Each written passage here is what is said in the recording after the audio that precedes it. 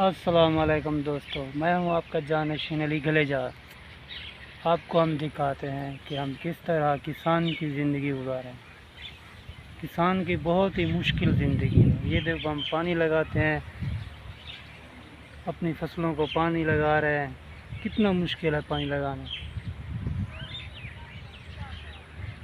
ये देखो भाई,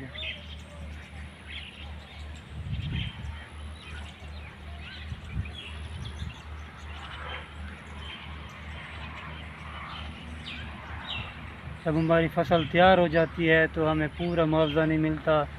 बहुत मुश्किल से हम ये फसल को तैयार करते हैं। कितना खर्च होता है,